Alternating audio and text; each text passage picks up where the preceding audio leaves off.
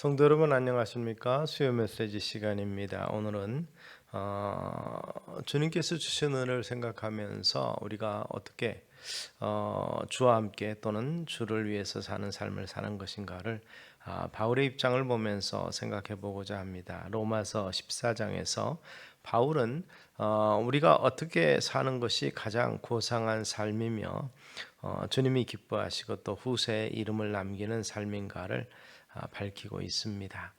그는 8절에 우리가 살아도 주를 위하여 살고 죽어도 주를 위하여 죽나니 그러므로 사나 죽으나 우리가 주의 것이로다 이랬습니다.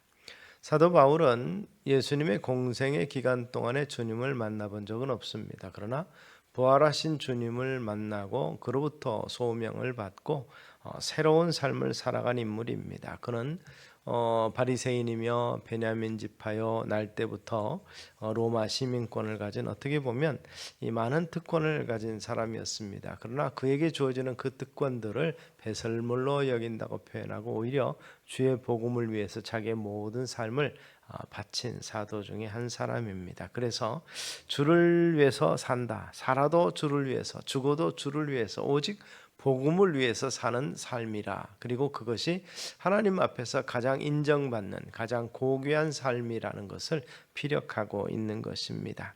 자기를 위해서 일하고 돈 벌고 성공하는 것은 자기 외에 다른 사람에게 사실 유익이나 도움 주지 못할 것입니다. 그러나 우리 주님 예수 그리스도를 위해서 사는 사람들은 무엇을 하든지 무엇이 되든지 어떤 것을 소유하든지 정말 유익을 주고 덕을 베푸는 삶을 사는 것입니다. 왜냐하면 주님이 원하시는 것을 행하는 삶이 되고 또 주님이 원하시는 것은 바로 그런 면에서 하나님이 기뻐하시는 삶이 되기 때문에 그렇습니다.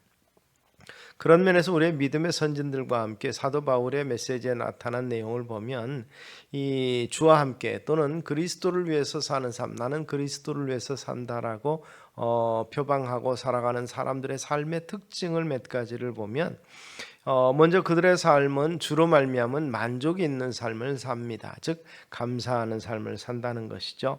먹는 자도 주를 위하여 먹으니 이는 감사하며 먹지 않는 자도 주를 위하여서 먹지 아니하며 하나님께 감사하느니라. 결국 식물로서 슬쩍지 아니하는 그러한 삶의 모습을 이야기하면서 먹어도 감사요 안 먹어도 감사. 우리가 이 부분은 이 확대해서 살펴보면 우상의 제물을 먹지 않는다는 것을 인하여서 바울은 평생 고기를 먹지 않는다고 다짐을 합니다. 왜냐하면 연약한 성도들, 아직 믿음이 성장하지 못한 성도들이 바울이 고기를 먹었는데 그것이 바울이 알지 못하고 먹었어도 우상의 제물이었다는 것을 알게 되므로 바울도 우상의 제물을 먹었다라고 이렇게 오해하고 그리고 정말 그걸로 인해서 낙담하고 실망할 수 있기 때문에 그렇습니다. 그 당시는 저장 시설이 명확지 못했고 또 헬라 문화 속에서 자기 신에게 제물을 드리고 남는 음식을 시장에서 파는 것이 일반화되어 있었습니다. 그래서 시장에서 우리가 고기를 구하게 될 때 자칫하면 우상의 제물로 이미 바쳐진 것들을 구입할 수 있는 경우가 대단히 많았다는 사실이죠. 그래서 바울은 말합니다. 고기를 먹게 되면 묻지 말고 먹으라. 이것이 우상의 제물이었느냐 어떠냐 이래서 시험 들지 말고 그냥 먹으라는 것이죠. 바로 그런 면에서 먹는 자도 주를 위해서 먹는 것이고 그리고 또한 먹지 않는 자도 주를 위해서 먹지 아니한다 그렇다는 것입니다. 그런 것 저런 것에서 우상 제물이든 뭐든지 하나님께서 주신 것을 감사함으로 먹는 자도 믿음이 있는 자요. 또 그런 것을 인해서 누구에게 실족지 않게 하고 덕이 되지 않기 때문에 먹지 않겠다 다짐하는 자도 주를 위해서 먹지 아니한다는 것입니다. 어쨌든 간에 두 가지 다 감사할 조건이 된다는 것입니다. 그런 면에서 보면 또 이러한 우상의 제물과 관계하고 그리고 경영하는 부분을 생각해 봅니다. 우리가 우리에게 주어지는 물질과 이런 것들을 활용하는 것, 먹는 것, 쓰는 것, 사는 것을 합리적으로 관리하는 것을 경제라고 하고 경제를 이 이코노미라 이렇게 표현하는데 이 말의 어원은 헬라어 오이코노모스라는 말입니다. 오이코노모스는 집을 잘 관리한다는 뜻입니다. 집을 잘 관리하는 원리, 물질을 잘 관리하는 원리가 같기 때문에 이런 어원이 된다고 봅니다. 감사는 말과 행위로 표현이 되는데 어느 나라가 제일 많이 사용하는 일상 용어는 감사라는 것이고, 또한 어떤 면에서 선진 국가일수록 이 감사라는 용어 사용이 빈도가 높다고 사회학자들은 말합니다. 그런 면에서 성경에 나타난 신앙 선배들을 보면 행위로서 생명을 바치고 시간을 바치고 물질을 바쳐서 감사했는데, 그 이유는 그러한 것들을 아낌없이 주고 나누는데 그 관념은 바로 하나님이 그들에게 허락하신 것들을 관리하는, 자기들은 청직이라는 이 하나님의 오이코스를 관리하는 자로서 청지기로서의 사명을 가진 경제관을 가지고 있었기 때문이라는 것이죠. 그래서 생명 바치고 시간 바치고 물질을 바쳐서 감사와 헌신을 했던 모습을 봅니다. 성공해도 실패해도 감사했고, 살아도 감사하고, 죽으면서도 감사의 삶을 살았던 것이 그러한 믿음의 선진들의 삶입니다. 열왕기상 17장에 보면 사르밧 과부의 이야기가 나옵니다. 엘리야가 가뭄 때에 사르밧 과부의 집을 가러 갔습니다. 떡 있거든 한 조각을 달라, 내가 배가 고파 그렇다 하고 이야기하는데, 있는 것은 가루통에 한 움큼의 밀가루, 기름병에 조금 남아 있는데 그것으로 떡을 만들어 먹고 이제는 죽겠다 생각을 하고 있었던 상황인데, 과부에게 두려워 말라고 남은 가루로 떡을 만들어라고 했을 때 이 순종함으로 말미암아서 결국 자기들이 먹고 죽으나 하나님의 사람을 대접하는 것이 옳다 생각해서 결국 이 떡을 만들어서 대접했습니다. 어떤 면에서 보면 목숨 걸고 순종하고 접대한 것이죠.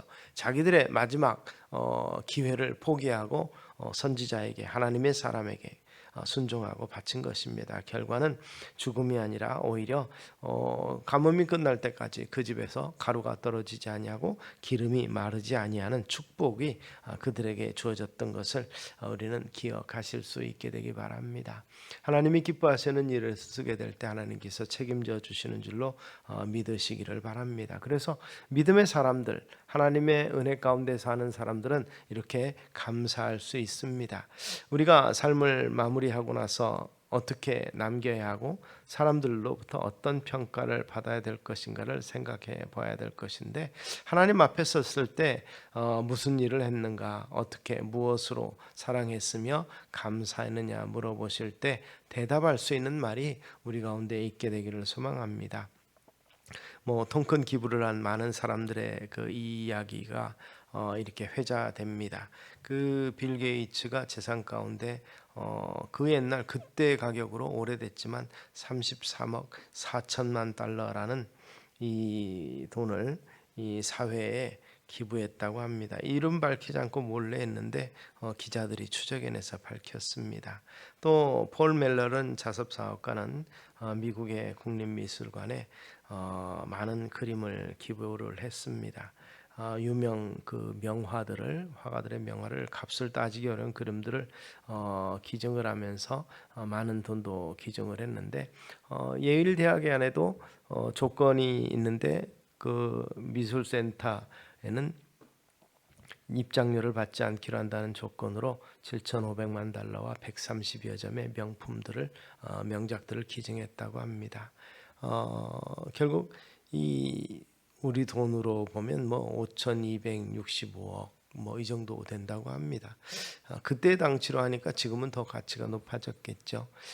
그는 말없이 조용히 그러한 일들을 처리했다고 합니다. 그들에게 주어지는 물질들을 어떻게 선하게 사용하는 것이 의미가 있는가를 나름대로 가치 기준을 세운 삶이라고 볼 수 있겠습니다.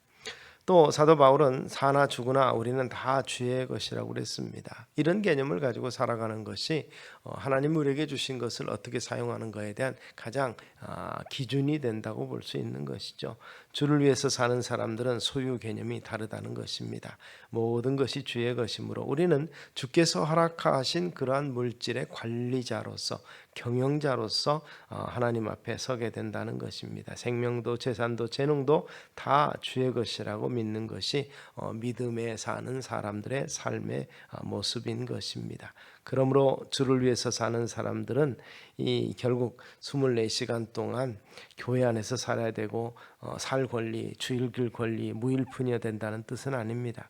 우리가 사용하고 누리는 것이지만 그 소유의 주인이 내가 아니므로, 그래서 권세는 하나님께로부터 나지 않음이 없나니 모든 권세는 다 하나님의 정하신 바라 그랬습니다. 권력조차도 하나님의 손에 있다는 것을 우리가 생각하면서 우리 마음대로 하는 것이 아니라 주어진 일에 최선을 다해서 5달란트 받은 자와 2달란트 받은 자가 이익을 남겨서 충성하는 모습을 우리가 성경에서 보게 되는데, 바로 그러한 삶을 우리는 살아야 될 것입니다. 내 것이 많고 온 세상을 다 내 소유로 만들겠다는 욕심이 아니라 정말 사나 죽으나 주의 것이고, 그리고 그 우리의 삶도 주의 것이며 우리에게 허락된 모든 기회들과 또 결과들조차도 주님의 것이라는 것을 우리는 확신하고, 그리고 그렇게 믿고, 그리고 그것을 부풀리기 위해서 사는 것이 아니라 그것을 어떻게 의롭고 올바르게 사용하며 사는 것인가를 깊이 생각하면서 삶을 살아나가는 우리 성도님들 되시기를 주의 이름으로 축원합니다.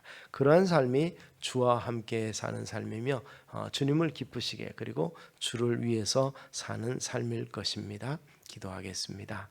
살아계신 아버지 하나님, 먹는 자도 주를 위해서 먹고 먹지 않는 자도 주를 위해서 먹으며 사나 죽으나 우리가 다 주의 것이라고 한 말씀을 우리는 기억하게 하여 주시옵소서.